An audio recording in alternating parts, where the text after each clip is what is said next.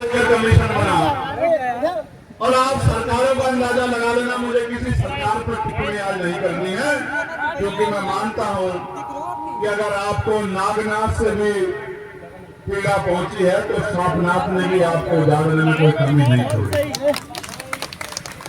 आपको दोनों से सावधान होना पड़ेगा। मेरी बात को आप याद रखना। अगर आप सोचते हो कि नागनाथ को हराने के लिए सांपनाथ को ताकतवर कर दोगे तो कल आपको पछताना पड़ेगा, कल आपको तकलीफ उठानी पड़ेगी, जिम्मेदारी फिर आपकी बनेगी। मुझसे मत कहना। तो इसलिए मैं कहना चाहता हूं, टाटा कारीगर कमीशन 1953 और 1953 के बाद लंबी बहस के बाद रिपोर्टें धूल फाड़ती रही, बड़े बड़े फाइलों में दब गई। फिर सेकंड जब मोरारजी देसाई जब जो है प्रधानमंत्री बने तो 1979 में बीपी मंडल जी को इसकी जिम्मेदारी दी गई कि वो अपनी रिपोर्ट बनाए। सेकंड जो है पिछड़ा वर्ग आयोग के रूप में कि आप मंडल कमीशन के जरिए आप इस कमीशन को जो सेकंड टाटा कारीगर कमीशन के प्रभाव का विषय है इसको आप आगे बढ़ाने का काम करें और मंडल कमीशन की जो है सिफारिश हम लोग लागू करेंगे। फिर 1979 से और 1989 तक इस पर चर्चा ही नहीं हुई। 10-10 साल तक आप लोग पीछे पड़े रहे, कोई चर्चा नहीं हुई। और फिर वो समय आया जिसको आज हम लोग सेलिब्रेट भी कर रहे हैं, आंदोलन के रूप में स्वीकार भी कर रहे हैं। आज 7 अगस्त है। 7 अगस्त का मतलब आज के दिन घोषणा हुई 1990 में कि हम मंडल कमीशन की सिफारिश से वीपी सिंह जी को पुनः धन्यवाद, वीपी सिंह जी को पुनः आभार वीपी सिंह जी का कि वीपी सिंह जी ने घोषणा की कि हम मंडल कमीशन की सिफारिशों को लागू करेंगे। और क्या हुआ? एक तरफ मंडल का आंदोलन आगे बढ़ा और मंडल की काट में दूसरी तरफ कमंडल का आंदोलन भी देश में चलाया गया। सिर्फ क्यों? कि मंडल को मिलने वाले अधिकारों को रोका जा सके। आखिर कौन था वो जो मंडल कमीशन के खिलाफ आंदोलन चला रहा था? कौन सी पार्टी के लोग थे और क्या नारा लगा रहे थे? और वो पार्टी आज सत्ता में है जिस पार्टी के लोग आंदोलन चला रहे थे। इधर आप मंडल की यात्रा कर रहे थे, उस तरफ दूसरी तरफ वो कमंडल की यात्रा लेके आए। और इसलिए लेके आए कि जब आप अधिकार की बात करोगे तो आपका ध्यान भटकाने के लिए वो धर्म की बात करेंगे। और उसका खामियाजा आज भुगतना पड़ रहा है कि 2 सिफारिशें लागू हुई।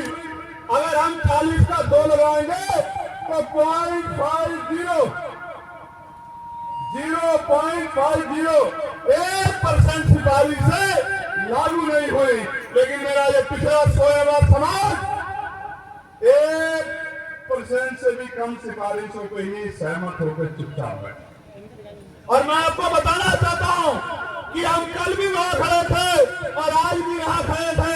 हम उस दिन भी कह रहे थे कि मंडल कमीशन की सिफारिशें लागू करो वरना कुर्सी खाली करो। और हम आज भी कह रहे हैं कि मंडल कमीशन की सारी सिफारिशें लागू करो वरना कुर्सी खाली करो। ऐलान के साथ कह रहे हैं मेरे साथियों, बहुत जिम्मेदारी से इस बात को कहना चाहता हूं। आज वो भी बोलते हैं जो 10% आर्थिक आधार का आरक्षण चुपचाप ले लेते हैं, वो भी आरक्षण को गाली देते हैं। मैं उनको भी कहना चाहता हूं, अगर इतना बुरा है आरक्षण और अगर इससे अयोग्य लोग आते हैं तो आप उसका विरोध करते कि हम ईडब्ल्यूएस को किसी कीमत पर स्वीकार नहीं करेंगे। एक तरफ 10% ईडब्ल्यूएस लेते हो और दूसरी तरफ आरक्षण को गाली देते हो कि हमारे लोगों का मनोबल गिर जाए। मैं आपको बताना चाहता हूं, इस देश का बजट जनता के टैक्स के पैसे में बनता है। ये देश की सरकार जनता के टैक्स के पैसे चलती है। सरकार के हर इंस्टीट्यूशन में हम अपना हक हिस्सेदारी लेके रहेंगे। इस बात को मैं ऐलान करने के लिए आज लखनऊ की धरती पर खड़ा हूं। मेरी बात को आप याद रखें। और मैं आपको प्राइवेट सेक्टर में भी अपनी बात रखूंगा प्यारे साथियों कि प्राइवेट सेक्टर कैसे बनता है। जब मैं डिमांड की बात करूंगा तो प्राइवेट सेक्टर के बारे में भी बताऊंगा। मुझे बड़ी हंसी आई, कल हमारे प्रधानमंत्री जी लाइव आए और लाइव आके बोले, हेलो फ्रेंड्स,